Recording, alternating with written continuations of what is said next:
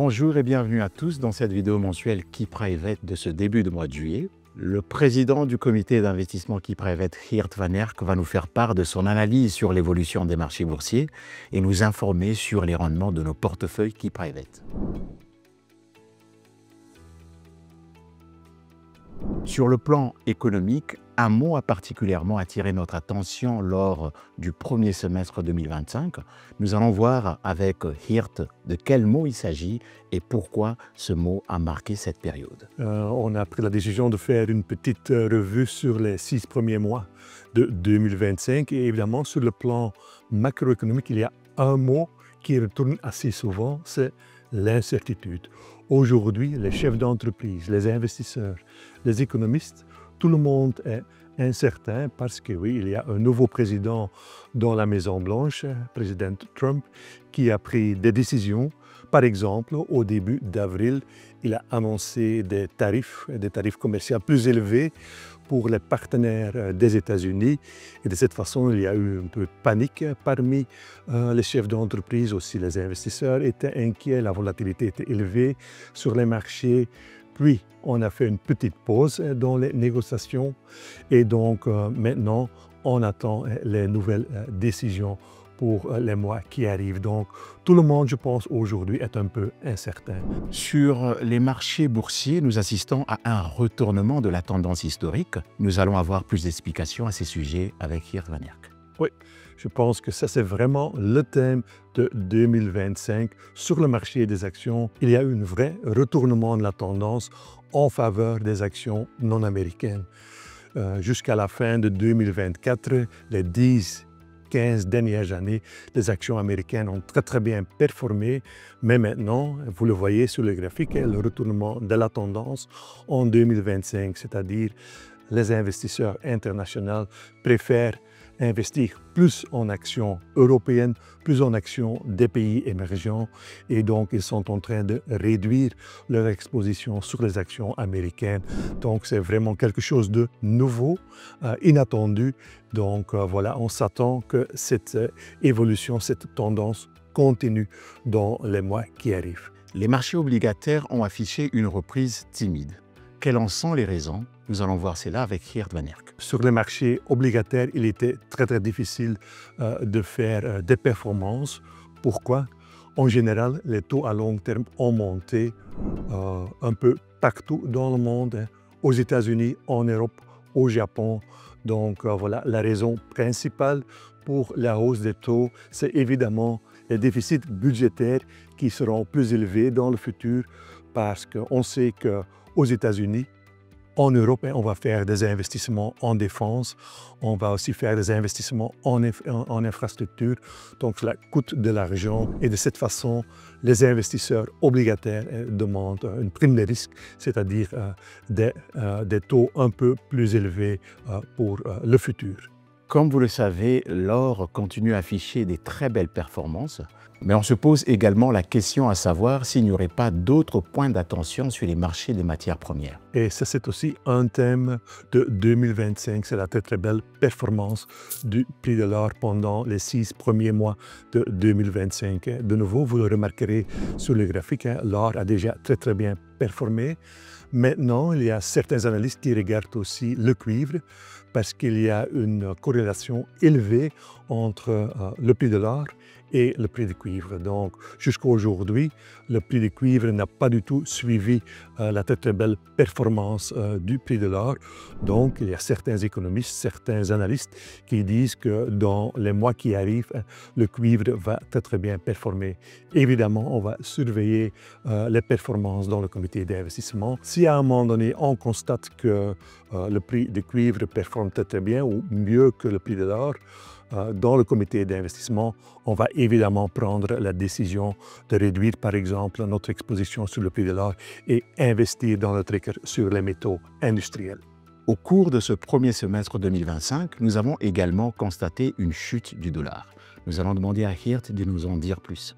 Oui, aussi quelque chose qui était complètement inattendu dans les 6 premiers mois de 2025, c'est vraiment la chute, la tendance baissière du dollar. Il y a quelques raisons pour expliquer la chute, mais je pense la raison principale, C'est ce qu'on a vu sur les marchés des actions. Les grands investisseurs sont en train de réduire leur exposition sur les actions américaines. Donc, ils vendent les actions américaines et ils commencent à investir dans des actions non américaines, par exemple des actions européennes. Pour cette raison, ils doivent vendre le dollar et acheter l'euro, ce qui explique pourquoi le dollar a chuté pendant la première période de 2025. Nous allons à présent demander à Geert de nous dire comment se sont comportés nos différents portefeuilles Key-Private durant le mois de juin. D'abord, je veux vous montrer la performance de nos 8 trackers, et donc l'univers de nos portefeuilles Key-Private. Nous avons 4 trackers pour la partie action de nos portefeuilles.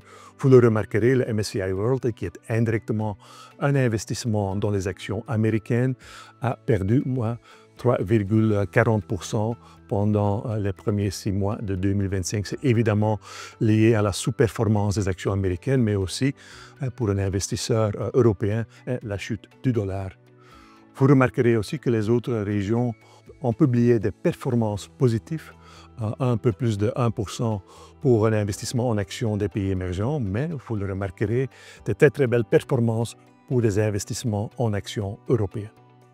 Pour la partie obligataire, vous le remarquerez, 0,26% de performance pour les obligations d'État, donc peu de performance pour les obligations traditionnelles, un peu plus de performance avec un investissement dans les obligations à haut rendement qui ont une corrélation un peu plus élevée avec les marchés des actions, et aussi des très belles performances pour les investissements en matières premières avec une performance de plus de 10% pour le prix de l'or. Donc, voilà un peu le résumé des performances pendant les premiers 6 mois. Et je retiens surtout une performance négative pour les investissements en actions américaines. Si on regarde maintenant les performances de juin, on remarque la performance négative des investissements en actions européennes et la belle performance des investissements en actions des pays émergents, plus de 3%. Il ne faut pas oublier aussi qu'en mois de juin, le prix de l'or a perdu un peu plus de 3%. Donc voilà, les actions européennes, le prix de l'or, nous avons quand même une exposition dans nos portefeuilles. Mais, je dirais, les bonnes nouvelles, au vu donc de tout ce qui s'est passé pendant le mois de juin, on n'a rien perdu dans nos portefeuilles. Donc on retient donc une bonne gestion pour le mois de juin. Et nous allons donc à présent demander à Geert de nous faire part des principales décisions à retenir pour ce mois de juillet. Dans le comité d'investissement de fin juin, on a pris une décision, c'est de continuer avec notre politique de réduire l'exposition aux trackers MSCI Europe, donc les grandes actions européennes. Donc, on a maintenant complètement vendu notre exposition sur les grandes actions européennes et on fait donc l'investissement dans les small cap européens. Donc, on renforce la première position qu'on a prise fin mai. Pourquoi? Parce que les actions small cap sont plus liées, plus corrélées avec le cycle économique en Europe. Et sur l'économie européenne, un grand nombre d'investisseurs deviennent de plus en plus optimistes pour les perspectives économiques de l'Europe parce que l'Europe va faire des investissements dans la défense, mais aussi dans l'infrastructure. Et évidemment, cela doit aider la croissance économique européenne. Donc voilà la raison principale pour prendre cette décision.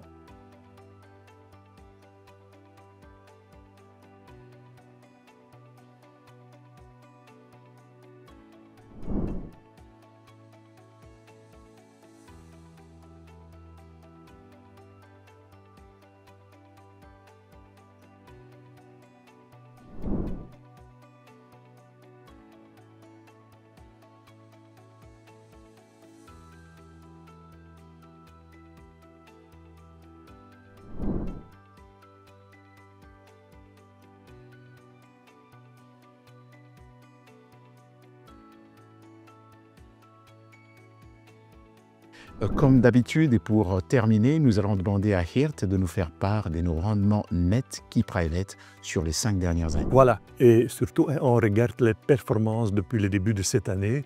Nous sommes très heureux de vous communiquer des performances positives pour nos portefeuilles même défensifs, équilibrés, dynamiques, très agressifs. Donc voilà la diversification internationale qu'on a eue dans la partie action de nos portefeuilles avec des investissements en actions européennes, en actions des pays émergents. Cela fait que nous avons nettement moins perdu que d'autres compétiteurs sur le marché belge qui sont plutôt focalisés sur les actions américaines. Donc voilà l'illustration que la diversification gagne sur le long terme. Merci Geert pour toutes ces explications claires et précises.